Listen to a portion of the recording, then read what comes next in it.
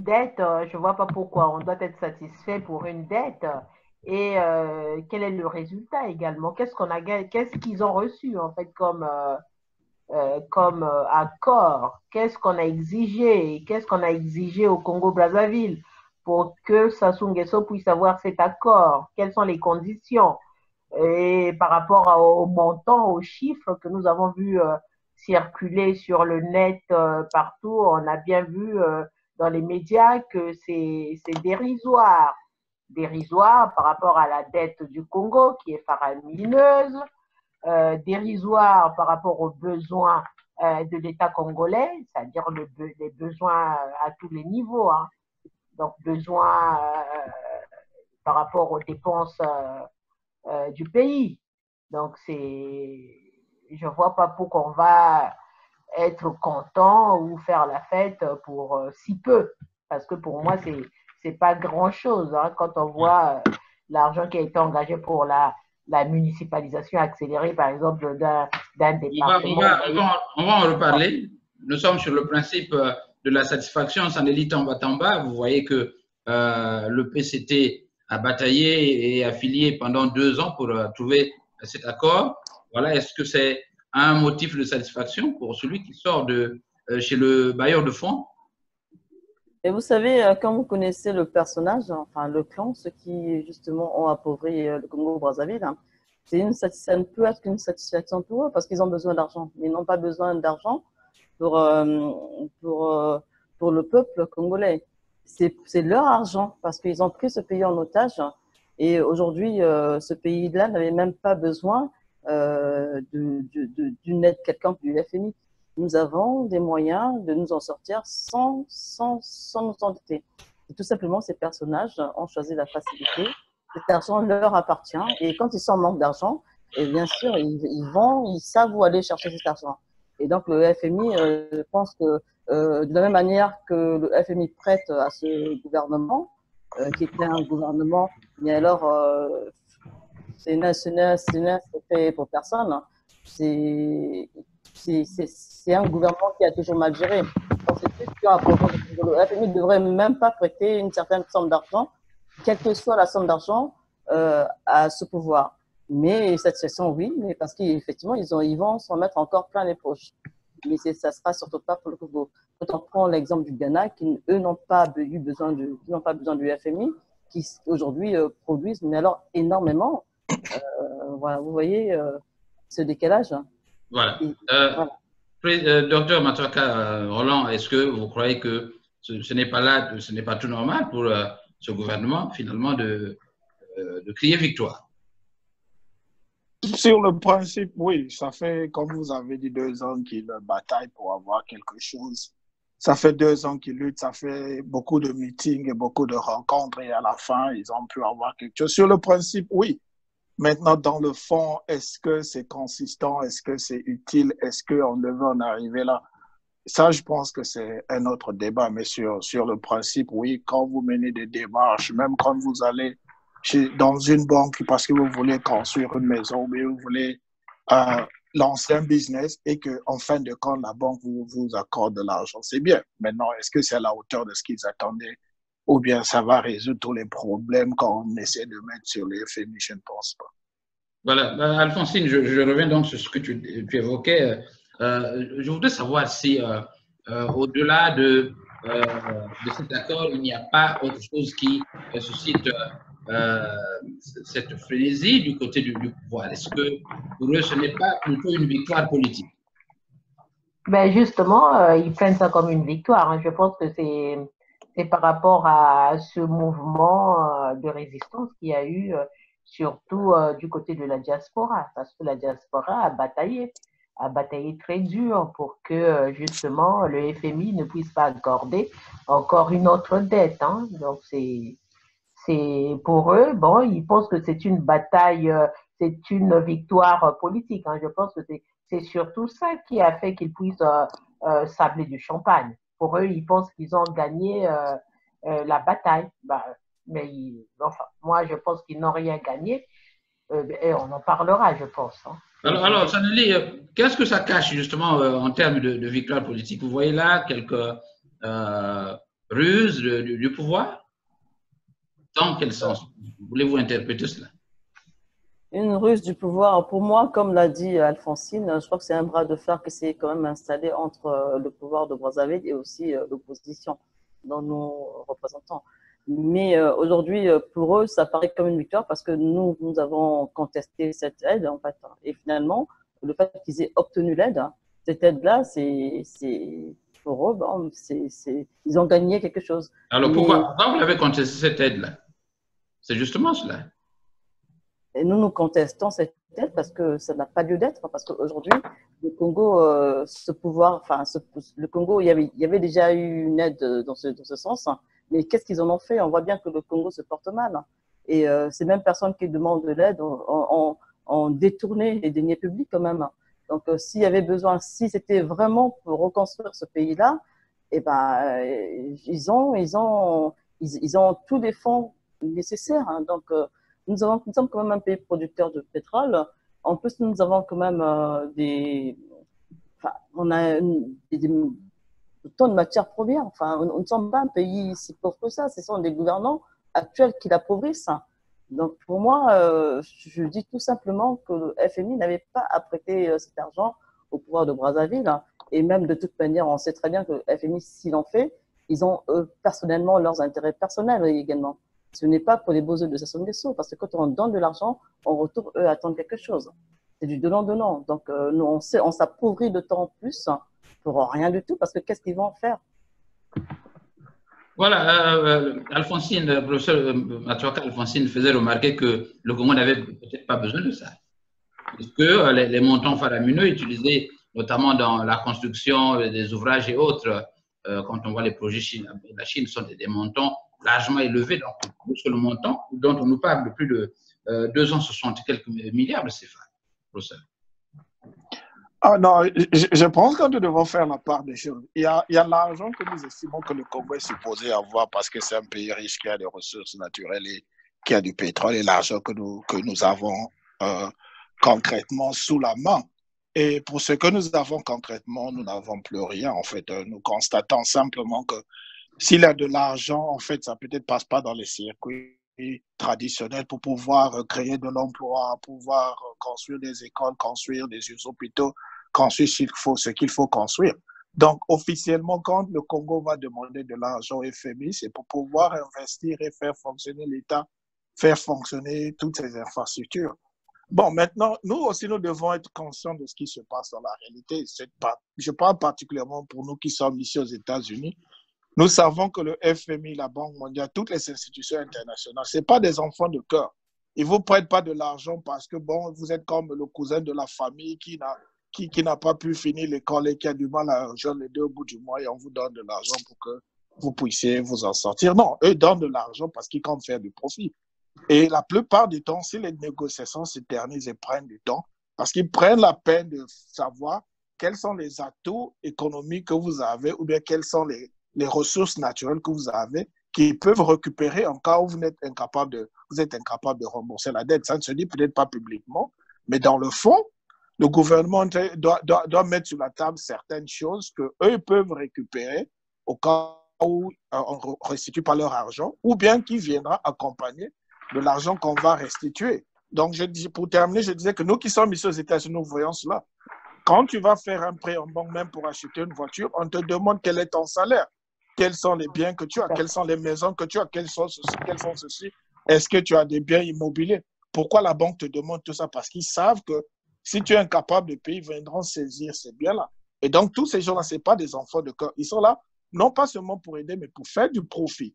Et quand ils vous donnent de l'argent, ils ne vous regardent pas vous, mais ils regardent surtout eux, qu'est-ce qu'ils vont gagner en retour et par quel pourcentage ils vont multiplier leurs bénéfices.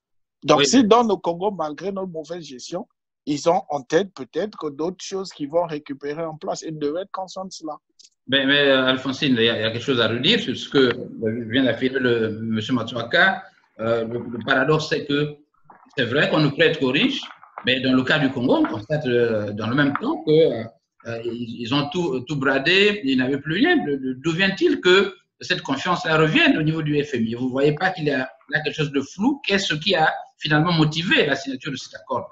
Parce qu'on sait que on a tout partagé. Ben justement, c'est pourquoi les négociations ont pris du temps. Donc, ils ont embauché des grands cabinets. Hein. Vous avez entendu parler de ces grands cabinets qui ont mené des actions, qui ont travaillé là-dessus, qui ont travaillé pour masquer parfois les comptes. Hein. Donc, c'est surtout dans le cadre de la macroéconomie.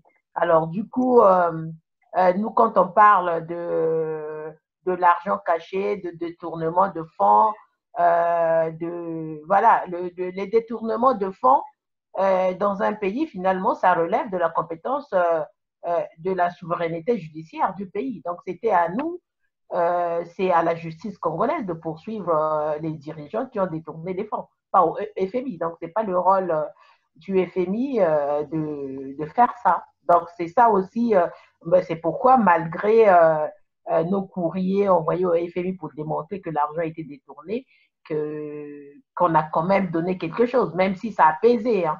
On a quand même regardé ces courriers-là. Hein, ça, on a quand même des retours que ça a été pris en compte quand même. Mais le problème, c'est que ce n'est pas au FMI de venir s'immiscer dans tout ce qui concerne la souveraineté judiciaire du Congo, dans tout ce qui est détournement de fonds. Si Kiki a détourné de l'argent, si Bouya a détourné de l'argent, c'est la justice à la justice congolaise de faire son boulot par rapport à cette souveraineté, justement. Donc, c'est pourquoi le FMI a quand même accordé le prêt, parce que l'argument de détournement de fonds, ben, il faut prouver aussi. Nous, on sait comment prouver, mais eux, ils ne peuvent pas venir s'immiscer dans ça. Donc, il y a aussi cet aspect que je voulais quand même soulever. Alors, Sanili, est-ce que vous pensez que finalement, tout le bruit que nous entendons, les vidéos, les coups de gueule, les lettres que nous envoyons au FMI, n'ont pas quand même un impact sur le résultat, notamment sur le fait que le FMI était en train de traîner les pieds? Est-ce que c'est relativement à des problèmes réels de documents que cet accord-là a pris du temps à être signé? Que pensez-vous de l'impact de cette diaspora sur la décision du FMI? Est-ce que vous croyez qu'il est bien là-dedans? Mais je pense que, bon, enfin, faut pas non plus, je pense que, je ne pense pas que la diaspora ait eu un impact quelconque, hein, parce que le FMI travaille avec un gouvernement en place, hein. Même si nous avons écrit, nous avons contesté, et je l'ai dit, c'est leurs intérêts. Ils s'en foutent royalement de ce qui se passe, que les Congolais meurent ou quoi que ce soit. Mais quand Alphonsine dit qu'il n'y a pas de preuves, bien sûr qu'il y a des preuves. Il y a des ONG qui l'ont prouvé quand même. Hein, il y a partout les Panama Papers, tout ça, et même au niveau de la France, ils ont été poursuivis sur les biens mal acquis. Il y a des dossiers qui ont quand même été constitués. Donc, on sait quand même où va l'argent du Congo. Oui, mais donc, le FMI, ce n'est pas la justice. Oui, mais bon, mais là, je crois quand même que ce sont des institutions qui travaillent ensemble. La France, quand même. Mais vous croyez que aussi aujourd'hui le FMI a pris de l'argent au Congo, c'est parce qu'ils ont leurs intérêts personnels. C'est pas parce que Sassou est bon gestionnaire ou mauvais. Ils s'en foutent royalement. C'est tout simplement parce que ils ont pensé qu'ils pouvaient tirer du profit. Eh ben, c'est tout. S'il fallait la mauvaise gestion, on voit quand même l'état du Congo. Le Congo est endetté aujourd'hui. C'est quand même des dossiers ils ont quand même, à hauteur de je ne sais pas combien de milliards quand même. Oui.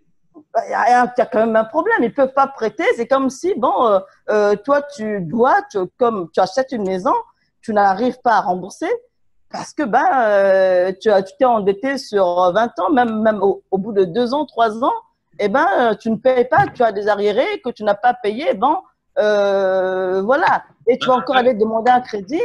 Après 10 000 crédits, qu'est-ce qui va se passer? Eh ben, déjà, quand tu payes pas ton logement, ton loyer ou même ton logement, eh ben, qu'est-ce qui se passe quand tu prends un crédit? Eh ben, tu es fiché, on le sait. Donc, ça veut dire qu'aucun organisme ne peut te prêter de l'argent. Oui, mais si tu as. Oui, allez-y. Je vous donne la parole. Alphonsine, je reviens à vous. Est-ce que vous pensez que le travail de la société civile est quand même à négliger? On a appris que ce sont ces gens-là qui fournissaient des documents tout à fait importants au FMI et qui a suscité justement, a motivé cet accord-là. Et quand on voit l'accord, les techniciens nous disent qu'effectivement, il y a des clauses qui sont tout à fait restrictives et qui ne suscitent pas l'optimisme que nous constatons. Tout à fait. Oui, si je peux parler.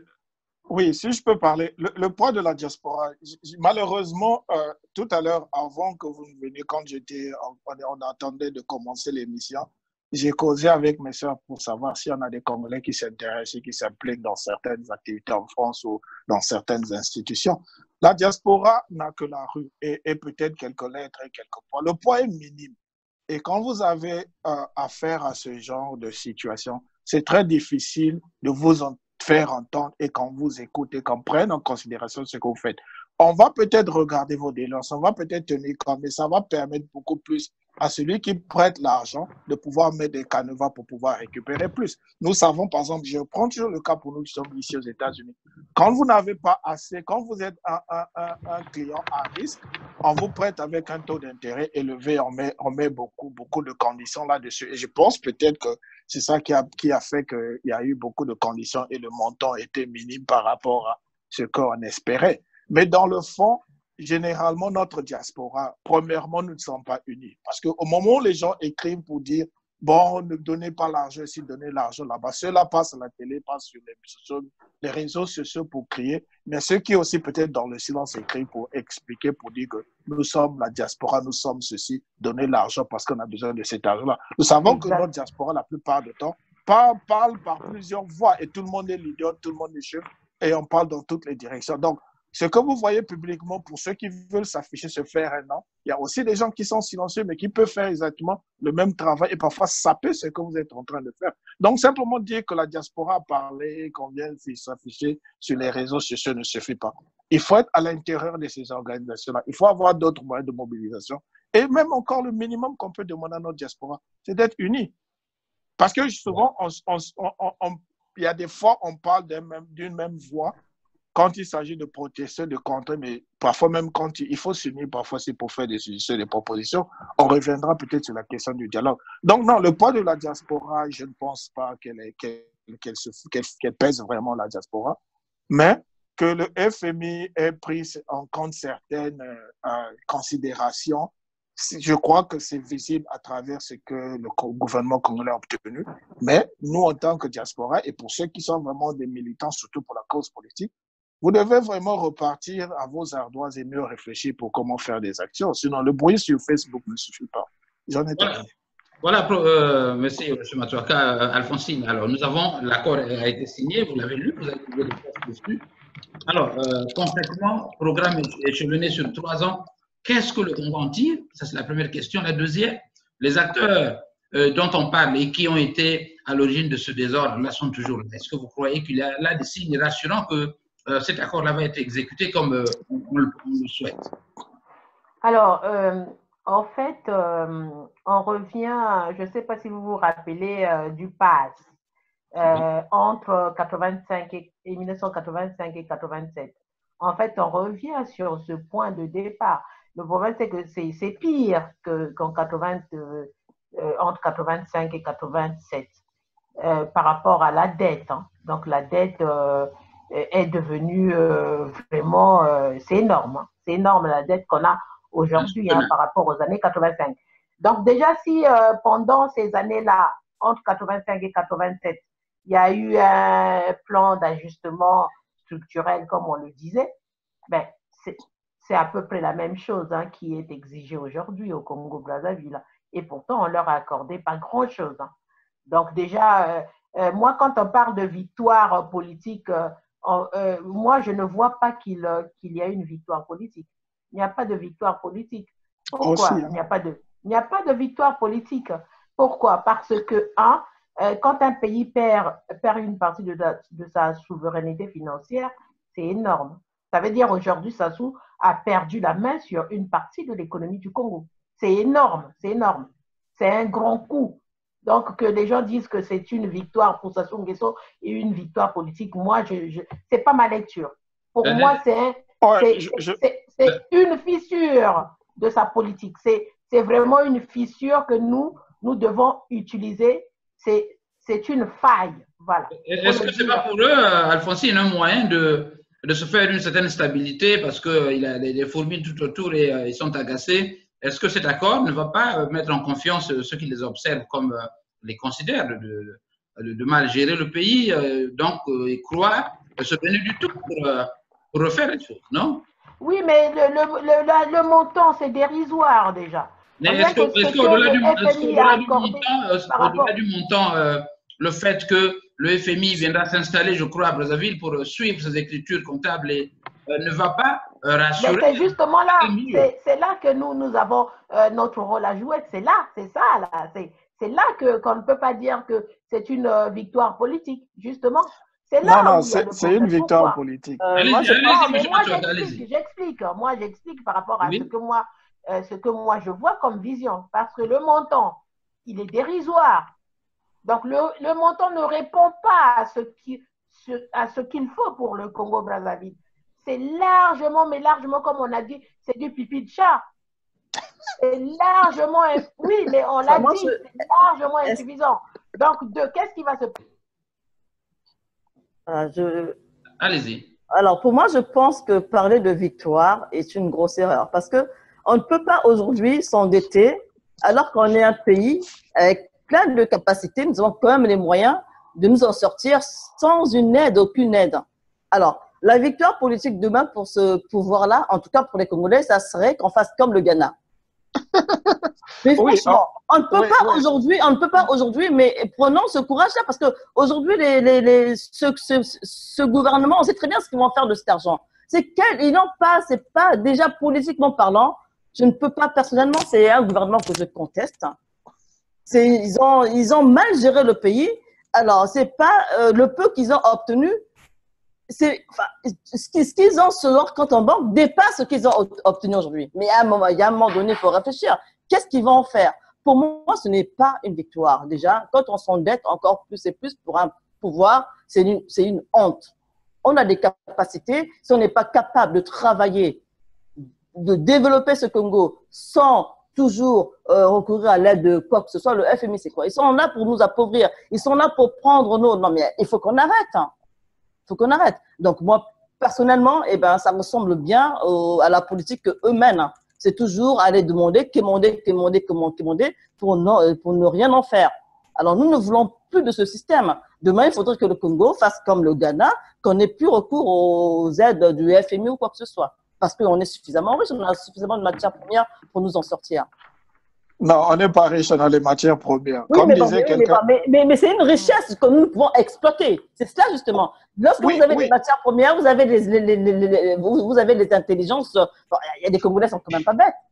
Non, je n'en disconviens pas. Je n'en disconviens pas. Comme disait quelqu'un, l'Afrique en général, et comme l'Afrique est un paradis et les Africains sont des habitants. Les Africains sont des gens qui vivent au paradis, mais qui se comportent comme étant un enfer. Leur quotidien, c'est l'enfer alors qu'ils sont au paradis. Donc, le Congo a des richesses, certes. Le Congo est très riche. Le Congo est riche en termes de matières premières, riche en termes de potentialité. Maintenant, est-ce que nous exploitons ces richesses? Non, il faut les exploiter, bien sûr.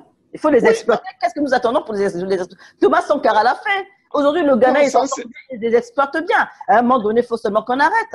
On est toujours en train de quémander. Je suis d'accord avec vous. Mais vous savez que depuis peut-être que le Congo existe, le Congo ne vit que sous perfusion.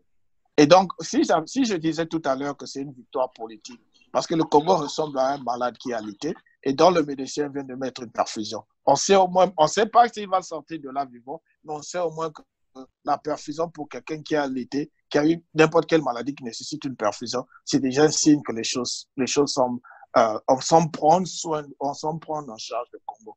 Et donc, victoire politique encore, pourquoi? Parce que nous sommes à l'orée de 2020. Et vous savez qu'en 2021, il y aura des élections au Congo.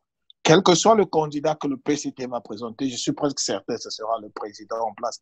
C'est déjà une façon, comme on dit chez nous ici en anglais, d'assurer le momentum, c'est-à-dire à déjà activer cet enthousiasme pour les élections à venir. Ils peuvent ne rien faire, je suis presque... Et j'aimerais vraiment qu'ils nous surprennent et qu'on dise que voilà, le FMI nous a donné telle somme, voilà les réalisations que nous avons faites sur le terrain, voici le cahier de charges, nous savons même mieux dépenser que ce que nous avons prévu. J'attends cette surprise-là, mais je ne me fais pas d'illusions. Mais en termes de... La radio de la communauté, nous sommes au journal de la communauté, bien sûr, édition spéciale. Invité de ce journal, Alphonsine Mikouiza de la France, Roland Matouaka des USA et Saneli Tambatamba de la France. Alors, nous parlons du FMI et du dialogue politique au Congo-Brazzaville. Nous abordions, Alphonsine, la question du dialogue du FMI dont l'accord avec le Congo a été signé. Alors, Alphonsine, est-ce que vous pensez que les Congolais sont déjà préparés à supporter les coupes drastiques que propose le FMI? Ben oui, mais je pense que ce sont les mêmes coupes, c'est ce qu'on appelle des mesures d'ajustement qu'il faut mettre en place, que ce pouvoir gabégique doit mettre en place.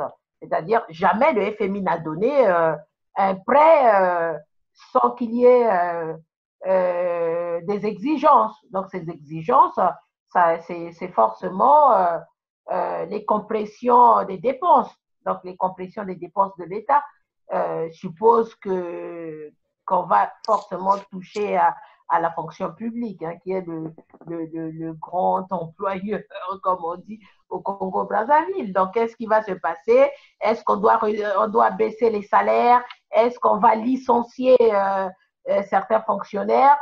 Dans quel service il y aura des coupes budgétaires? Donc, ça, c'est à dire aux Congolais que les jours à venir vont être très durs, et d'autant plus que le montant qu'on a accordé dérisoire. C'est-à-dire, par rapport aux exigences du FMI et les montants accordés, c'est pourquoi je dis que ce n'est pas une victoire.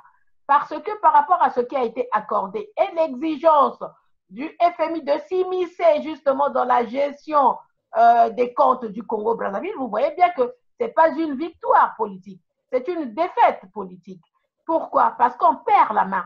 Sassou Nguesso perd la main sur le contrôle de l'économie congolaise. Or, son pouvoir, sa force, c'est justement parce que le système contrôle l'économie, contrôlait l'économie.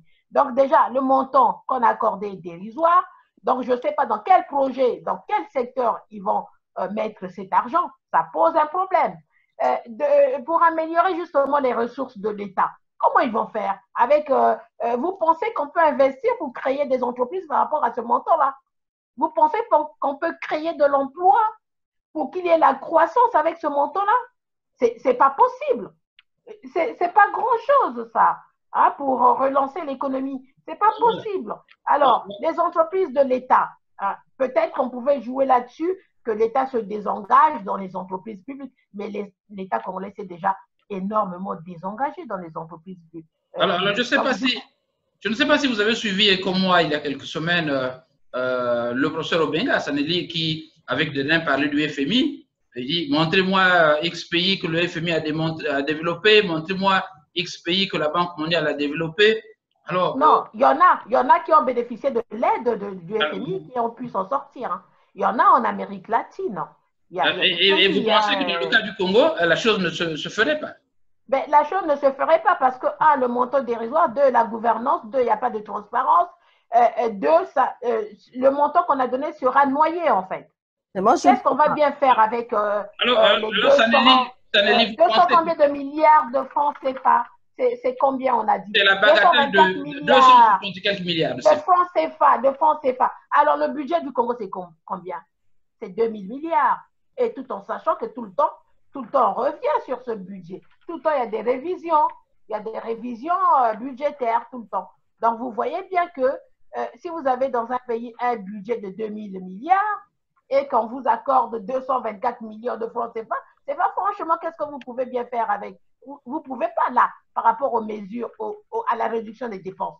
C'est-à-dire que même les hôpitaux… Mais je crois que, Alphonsine, cet argent est ciblé pour des tâches précises à réaliser. Ben justement, c'est ce qu'on veut savoir. C'est pour quelles tâches? Le montant, ça ne permet… On va faire quoi avec cet argent? Construire des écoles, construire des hôpitaux, de l'eau, mettre de l'électricité, ce qui est nécessaire, ce qui est urgent pour le peuple congolais. C'est ça, payer les salaires. Je pense qu'aujourd'hui, on est en train de parler d'un gouvernement qui n'a pas réussi à gérer ce pays. Et vous ne croyez quand même pas que Sassou Nguesso est arrivé par un coup d'État en 1997. Et pourquoi? Parce que déjà, il y avait ce problème de dette. Avant, quand Sassou Nguesso est parti, on était déjà en pleine crise. Et le FMI avait déjà, à cette époque-là, dans les années 90-91, refusé de prêter de l'argent à ce gouvernement. Vous voyez? Donc, il y a eu un prêt, ils ont octroyé le prêt lorsqu'il y a eu donc une transition. Donc, il y a eu la conférence souveraine, les législations ont changé, et donc le FMI a prêté. Mais pourquoi est-ce que Sassou est revenu aux commandes? Parce que le Congo, Brazzaville, avait obtenu un prêt, et d'ailleurs, le président Pascal Lissouba avait renégocié alors également les prix du pétrole. Vous voyez? Donc, le Congo commençait à être prospère. Donc, après la crise, donc, il y avait quand même une remontée. Et donc, ça, il fallait surtout pas, il fallait surtout pas pour lui laisser les autres profiter ou bénéficier de cela parce que les autres, enfin, voilà. Lui, il arrive, le Congo a un prêt, donc, le Congo, il y avait de l'argent. Alors, qu'est-ce qu'il en a fait? Qu'est-ce qu'il en a fait? Est-ce qu'il a déjà il est venu par un coup d'État? Non, mais attends, mais s'il te plaît, s'il te plaît. Il y avait quand même un prêt. Le FMI, il faut relire l'histoire. Est-ce que je peux parler? Tu as parlé, je t'ai écouté. Ok. Non, la situation était. Allez-y. Je développe. Alors, donc maintenant, Sassou Nguesso arrive après un coup d'État, il détruit le pays, d'accord? Et il y a de l'argent dans les caisses, il y avait de l'argent dans les caisses, je suis désolée, et il vide. Donc, tout cet argent qu'il a eu, et le pétrole, il y a eu quand même des gisements de pétrole qui ont été découverts. Il y a eu donc les prix ont été renégociés. Donc, il y a eu des entrées d'argent. Qu'est-ce qu'il en a fait? Vous croyez que l'argent, tout cet argent-là, enfin, je sais pas, tout ce qu'ils ont caché, tout ce qu'ils ont fait, ça sortait d'où? Ça sortait pas de leur poche ou quoi que ce soit de l'effort de leur travail. C'est l'argent du Congo quand même. On voit quand même que ce clan-là, ils ont approuvé, ils ont pillé et l'État n'a plus rien. Ils ont tout pris. Alors aujourd'hui, ils sont asphyxiés parce qu'ils ont tout pris et finalement, ils se rendent compte que finalement, et je pense que d'ailleurs, Sassou pensait qu'il partira en 2016. Il a pillé l'État parce qu'il pensait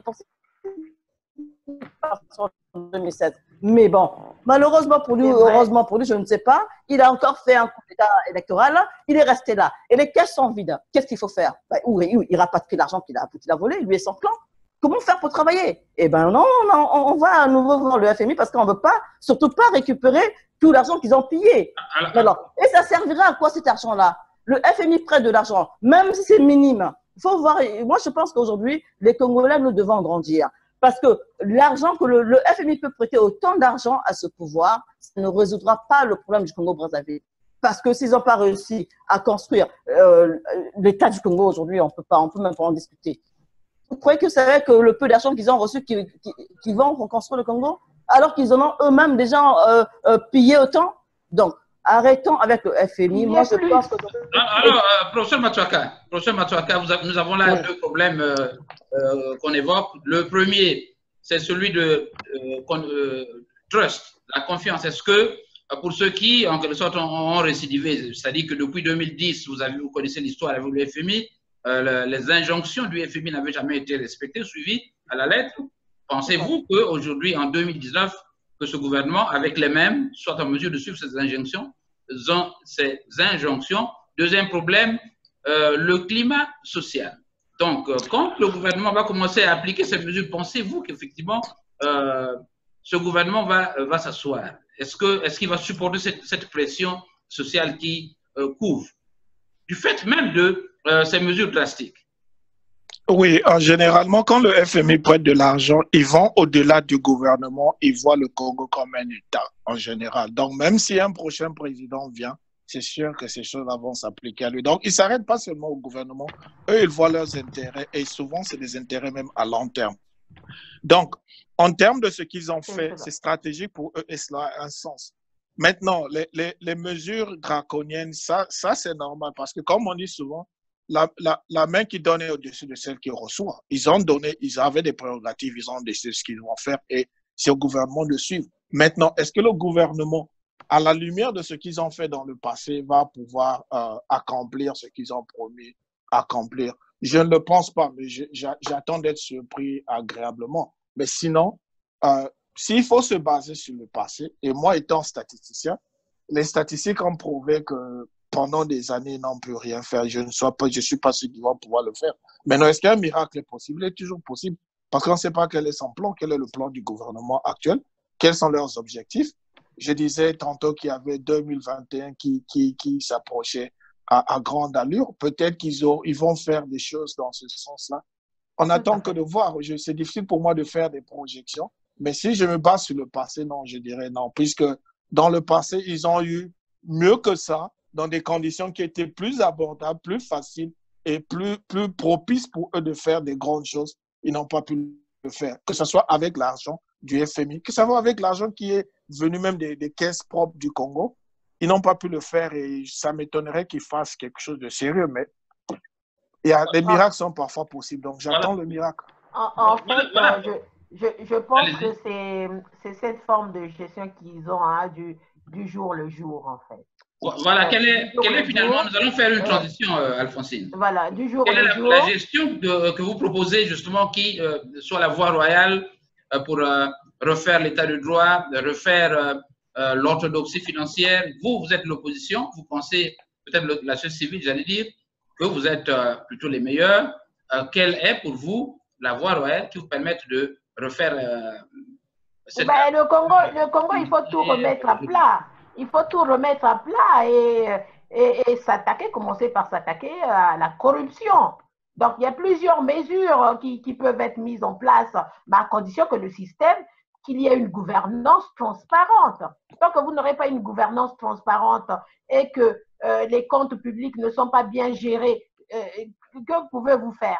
Donc, c'est ça, il faut déjà commencer par cette transparence. Or, pour avoir cette transparence, il faut une démocratie, il faut qu'il y ait le respect des lois dans un pays. Tant que les lois ne vont pas être respectées, vous voulez qu'on fasse quoi? Les gens peuvent voler, peuvent faire ce qu'ils veulent, personne ne juge, personne n'est jugé, personne n'est arrêté. Vous voulez que ça se passe comment? Voulez-vous vous associer à cette équipe pour essayer de faire les choses ou que vous pensez quelle équipe pour que je m'y mette, c'est cela? Ah non, c'est pas de ça qu'il s'agit. Il ne s'agit pas d'une équipe. Hein.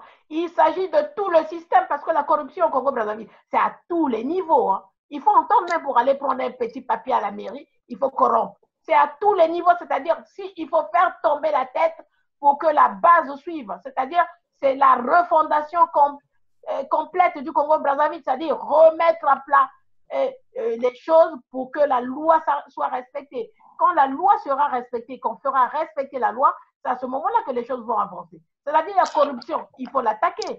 Parce que ici, qu'est-ce qui se passe avec cet argent qu'ils ont reçu? C'est juste pour corrompre les Simbasak et les groupies qui sont là avec eux. Et eux-mêmes, je pense que c'est dans leur stratégie, justement. Comme j'ai dit, c'est une gestion du jour le jour. C'est-à-dire, sûrement l'argent qu'ils vont avoir, c'est pour calmer un peu les Congolais, embrouiller un peu pour payer les salaires, préparer la rentrée scolaire. Je vois, moi, les stratégies qu'il y a derrière, que je ne peux pas dire.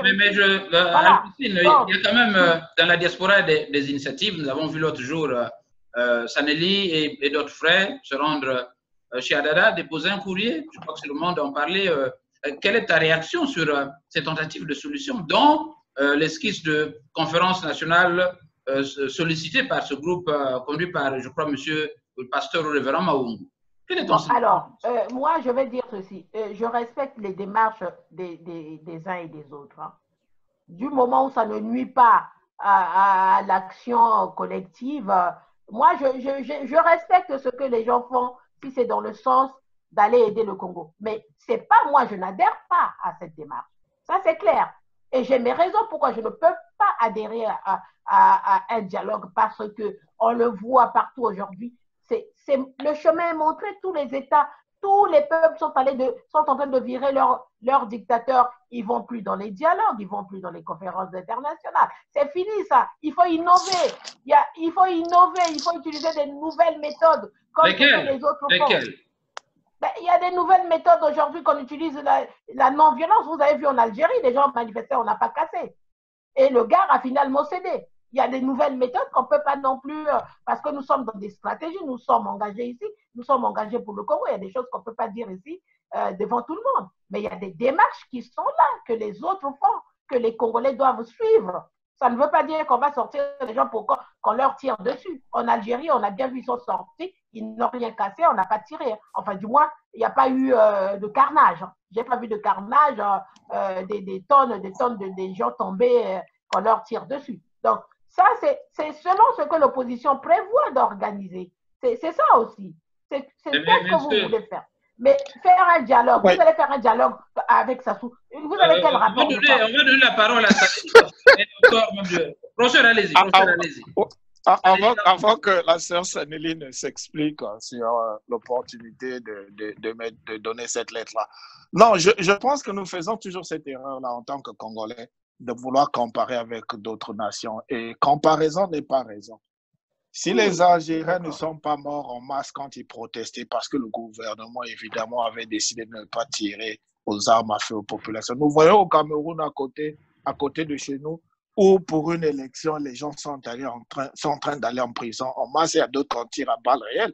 Parce que ça dépend de la mentalité des gouvernants. Mais ça dépend de vos stratégies, monsieur. Ça dépend de vos stratégies. Eux, ils ont travaillé, les Algériens, moi je les ai rencontrés. La stratégie algérienne, en fait, vous nous avez parlé de l'Algérie, je vous parle simplement de la stratégie algérienne. Les Algériens ont fait son boulot depuis peut-être 2015, quand nous avons commencé à manifester. Eux aussi, ce qui a permis... Alphonsine, on a tenté la non-violence déjà au Congo, non? Oui, je vais finir. Non, il n'y a jamais eu de non-violence au Congo. Qui a fait la non-violence? Mais les marches qui ont été réprimées en 2016. Mais ce n'est pas la non-violence, c'est pas ça la non-violence. Non, je vais, en attendant de donner la parole à ma soeur, je voulais continuer. Si tu m'invites la prochaine fois, je viendrai vous parler de la non-violence. Il n'y a pas de problème. Alors, est-ce que professeur, termine rapidement parce que oui. Donc, je voulais simplement dire que je ne suis pas politicien. C'est pour ça les mesures des politiciens souvent me font un hic parce que je sais que c'est un peu naïf. On ne peut pas faire l'Algérienne, on ne peut pas faire à la Burkinabé parce que les contextes sont très différents. Si, monsieur. Maintenant, on peut même mieux faire que les Burkinabés et les Algériens. Oui, aussi, monsieur. Espérons qu'on va le faire. Et c'est peut-être ça qui explique la démarche que la sœur et son groupe sont allés déposer une lettre. Donc, moi, très souvent, je me dis que je ne critique pas ce que je ne comprends pas, mais je suis à l'écoute pour qu'on m'explique ce qui s'était passé. Et je pense que la sœur est là. On a l'opportunité de la voir parmi nous, elle nous expliquera. Mais je ne peux pas critiquer la démarche. Allez-y. Déjà, avant de parler de ce courrier ou de cette rencontre, je veux revenir à ce que Alphonsine dit. C'est quand même, vous voyez, quand vous dites des choses, il faut réfléchir aussi. Parce que quand vous parlez de l'Algérie, mais l'Algérie, ils se sont soulevés. Pourquoi? Parce que c'était suite aux élections à venir. Vous voyez? Et donc, les Algériens d'une seule voix se sont levés pour dire non.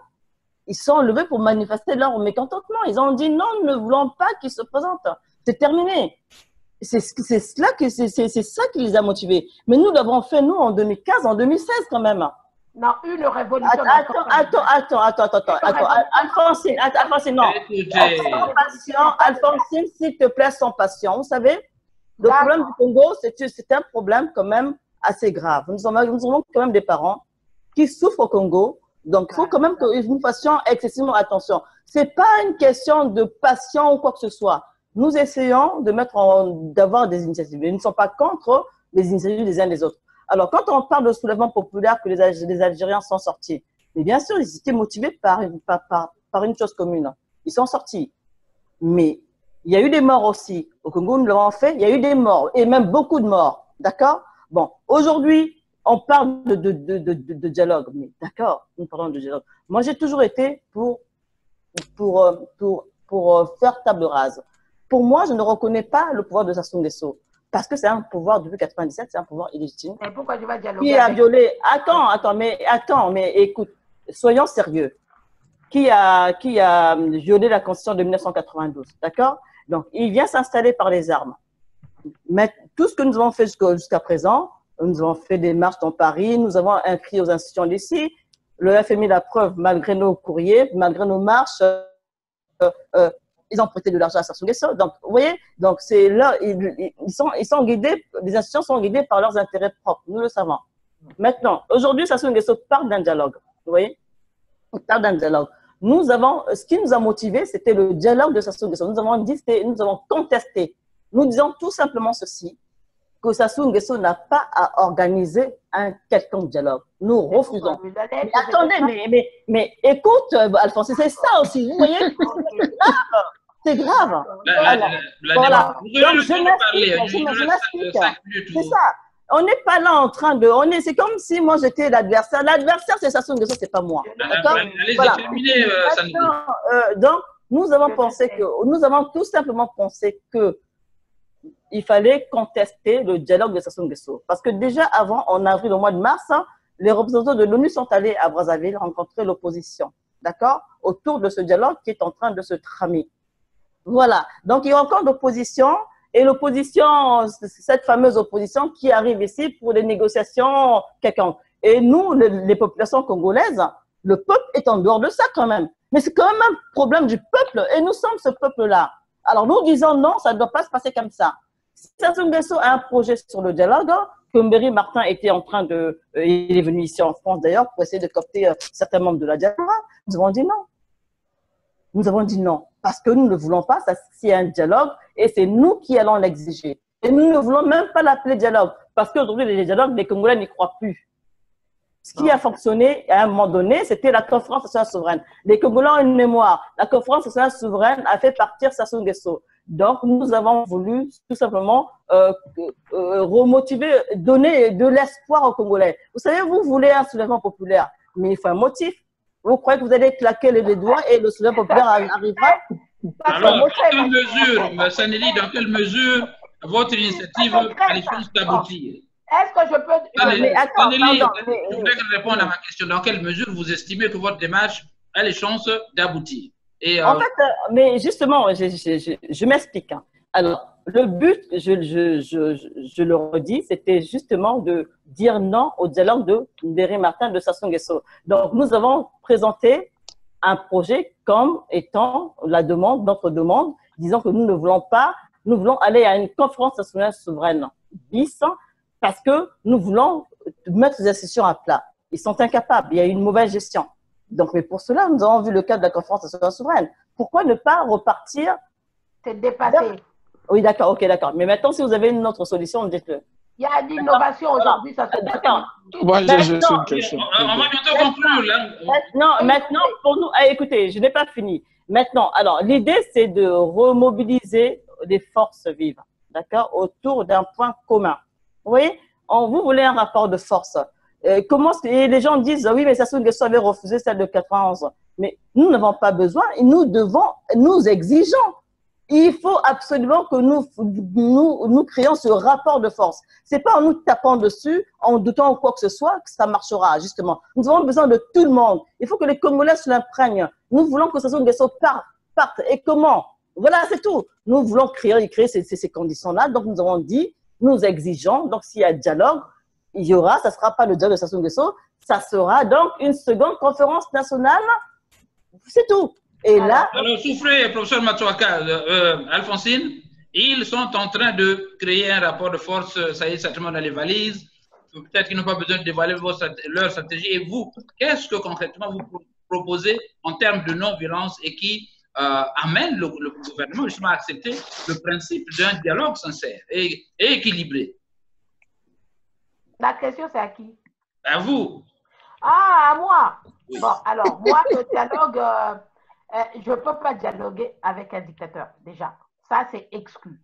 Et aujourd'hui, on voit bien, partout dans le monde, on ne dialogue plus. On travaille pour les faire partir. Justement, quand on dit travailler pour les faire partir, ce n'est pas une mince affaire. Hein. C'est ça le problème, que les Congolais doivent savoir qu'il faut travailler pour faire partir votre dictateur.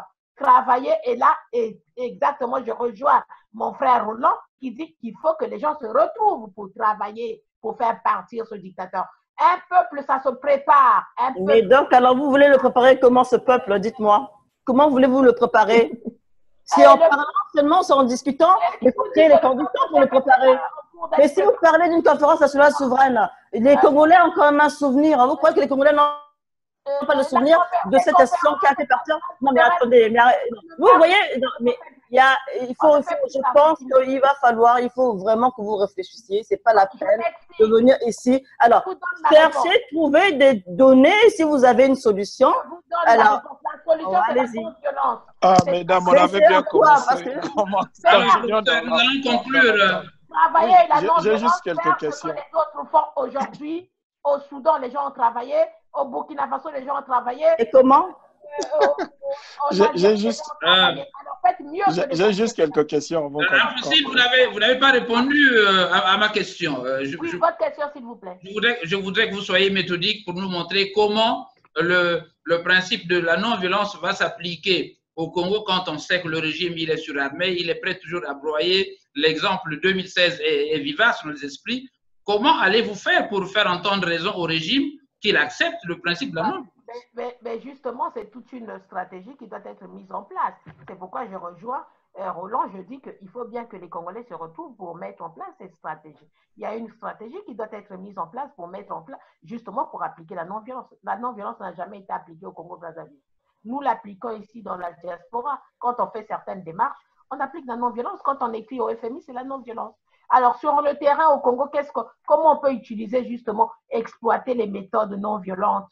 C'est-à-dire aujourd'hui, comme on a vu en Algérie. L'Algérie, c'est la société civile. Les gens travaillent avec je crois que, en fait, j'ai l'impression que vous n'êtes pas convaincu de ce que vous dites, en fait.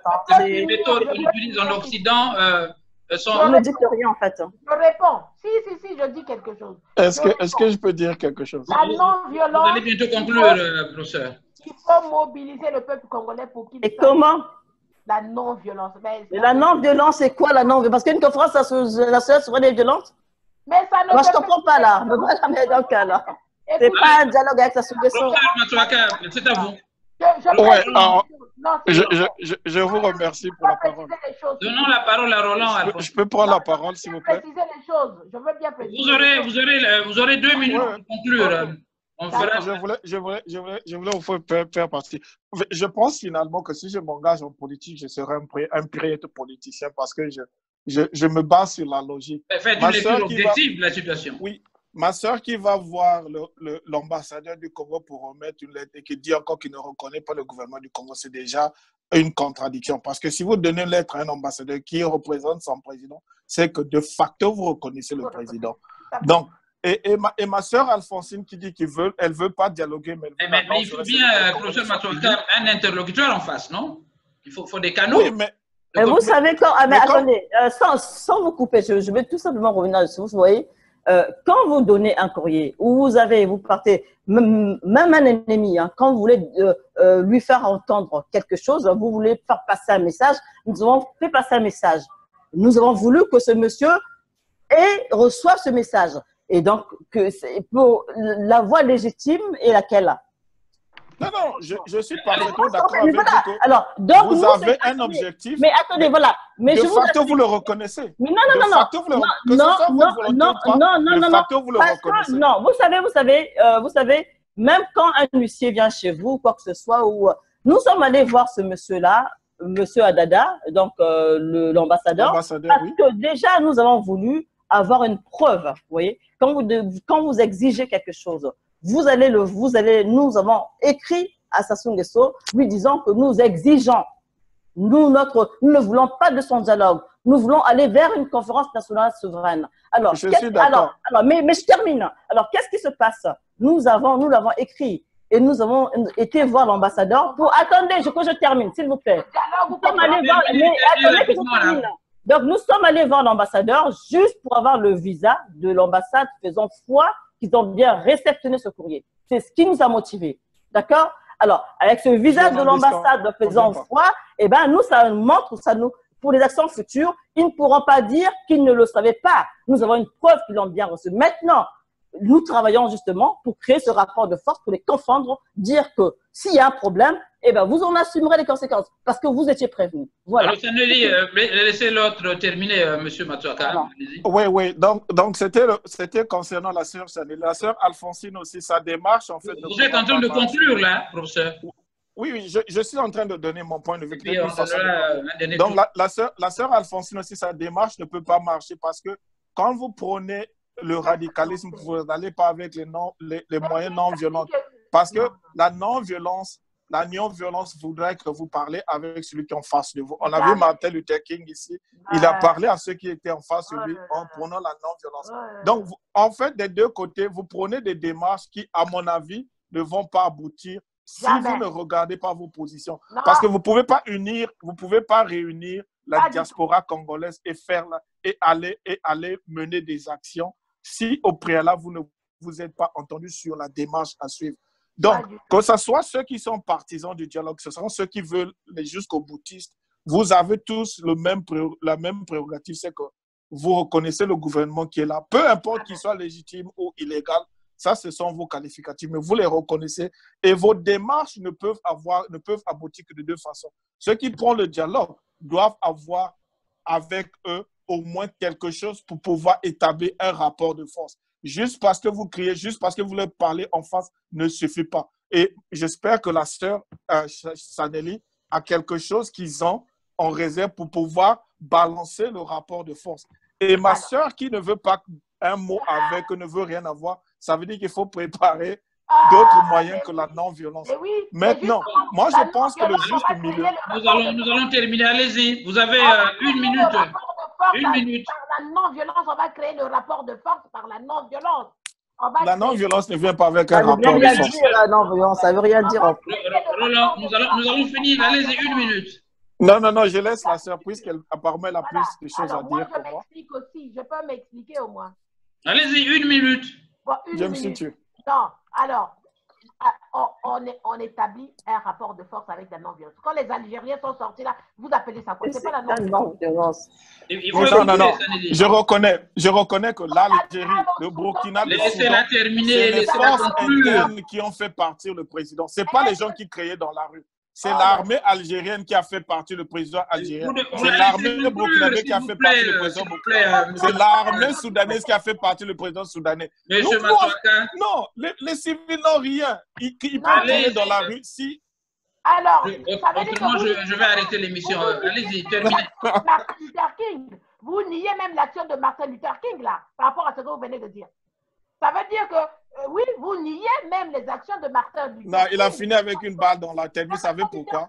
C'est la non-violence, monsieur. Oui, et il a fini avec une balle dans la tête parce que on lui a accordé ce qui était possible. Et quand il a voulu pousser le bouchon très loin, on l'a éliminé. Le débat tend à aller dans tous les sens maintenant. Non. Saneli, vous allez donc terminer là, parce que vous avez... Vous remettez en cause l'action de Martin Luther King et pourtant vous êtes aux États-Unis. Allez-y. Non, son action n'est pas finie, c'est pour ça qu'on continue toujours. Allez-y. Je pense aujourd'hui pour la sœur Alphonsine, ce qu'elle propose, la non-violence, la non-violence ne veut rien dire. Il faut définir cette non-violence, ça ne veut rien dire. Et moi, ce que j'appelle tout simplement les Congolais, j'appelle, je lance un appel aux Congolais. Qui, d'office, exclut l'usage des moyens violents. Oui, mais bon, mais le dialogue, c'est non-violence aussi. Oui, voilà, c'est une non-violence. Quand il y a eu la conférence nationale souveraine,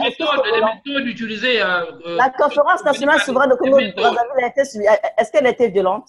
C'est la non-violence. Par exemple, vous voyez, quand je dis que la conférence nationale, c'est Sassou Nguesso. Non. De toute manière, Sassou Nguesso n'a pas eu le choix que de convoquer la conférence nationale souveraine. Voilà. Donc, c'est le rapport de force. Voilà. Vous voyez, écoutez, moi, je vais vous dire ceci. On n'est pas là à crier, ça ne sert à rien. Ça ne sert à rien, c'est dommage. Et les Congolais ont cette tendance-là à toujours discuter pour discuter. Il faut aller à une chose. Nous avons besoin de tout le monde parce que le Congo appartient à nous tous. D'accord? Donc, voilà. Nous ne parlons pas du dialogue parce que de toute manière, Méry Martin est en train. Ils sont en train. Vous avez vu qu'ils sont en train de valider leur dialogue là. Nous ne sommes pas. Ok? Donc, nous n'allons pas au dialogue avec Sassou Nguesso. Nous voulons créer un rapport de force pour que les Congolais puissent se l'approprier. C'est à nous de faire tomber les institutions. C'est ce que vous voulez. Vous voulez qu'on fasse comme les Algériens. Alors, trouver les motivations, les motifs qui peuvent le faire. Alors, non. Parlez une personne à la fois. Sinon, ceux qui nous suivent auront du mal à nous suivre. Nous allons conclure, Alphonsine. Voilà, nous estimons avoir fait le tour de... Alphonsine. Le peuple Congolais souverain, peu importe le dialogue de Non, la sœur Alphonsine, vous ne pouvez pas parler indéfiniment comme ça. Il faut aussi laisser les autres temps de parler. Que vos positions ne sont pas radicalement opposées, puisque l'idée de dialogue implique nécessairement celle de la non-violence. Puisque, voilà, au départ, nous avions dit que l'usage des moyens violents était d'office exclu. Yeah. Alors, donc la non-violence est une composante du dialogue. Non, mais justement, c'est parce que... Voilà, donc nous allons, Alphonsine, conclure. Le temps est largement épuisé. Nous reviendrons ici pour... C'est que la non-violence, forcément, ça n'a jamais été utilisé au Congo. Voilà, nous aurons le temps de refaire, de revenir sur ce plateau, peut-être aborder la question qui me paraît essentielle et intéressante en profondeur. Nous n'avons fait que l'effleurer. Merci donc de votre disponibilité, chers amis. J'avais donc sur ce plateau Alphonsine Mikwiza de la France. Donc, ça n'a jamais été utilisé au Congo, la non-violence. Voilà, nous avions également Saneli Tambatamba, le professeur Metwaka, tout souriant. Mais je ne vois pas ton sourire, là, non? Alphonsine Mikwiza. On se quitte sur un sourire. Allez, merci et bon week-end à vous. Non, bonne journée. Merci, merci. Alors, la sœur Alphonsine, il faut prendre la peine d'écouter les autres aussi pour que tu aies la